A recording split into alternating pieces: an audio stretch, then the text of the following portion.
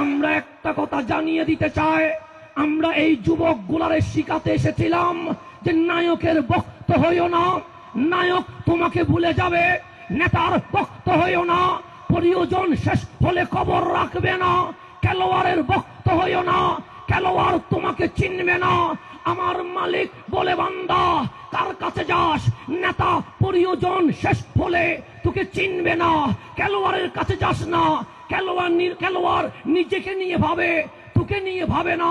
তা আল্লাহ বলছে ওয়ালামু আন্না ফীকুম রাসূলুল্লাহ, বান্দা জেনে রেখো, জেনে রেখো, খেলোয়াড়ের পিছনে নয়, নেতার পিছনে নয়, নায়কের পিছনে নয়, আমি আল্লাহ কামলিওয়ালা রসুলকে দিয়েছি।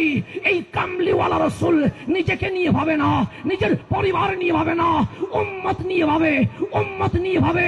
আমরা যুবককে মেসেজ দিয়েছি, আমরা ডাকি কোরআনের দিকে, কোরআন ডাকে কামলিওয়ালা রসুলের দিকে।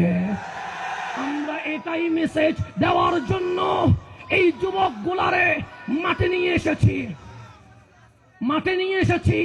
একটা জিনিস মনে রাখবেন, গত বছর মাহফিল যতদিন করেছিলাম আমার মা সাহারাতের বিছানায় ছিল। আপনারা জানেন আমি আমার মাকে সাহারাতের বিছানায় রেখে এই তাফসীরুল কোরআন মাহফিল করতে এসেছিলাম। আমার মা আমাকে বলেছিল, বাবা তুই চলে যা, মাহফিল ইন্তজাম কর। কেন?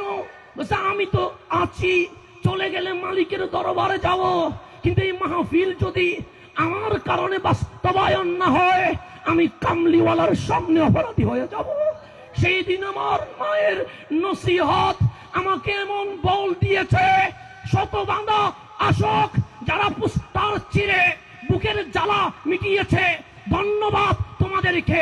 যারা ব্যানার নামিয়ে বুকের জ্বালা মিটিয়েছে, মোবারকবাদ তোমাদেরকে। যারা ফেসবুকে পরোক্ষ প্রত্যক্ষভাবে লিখেছ, মোবারকবাদ তোমাদেরকে।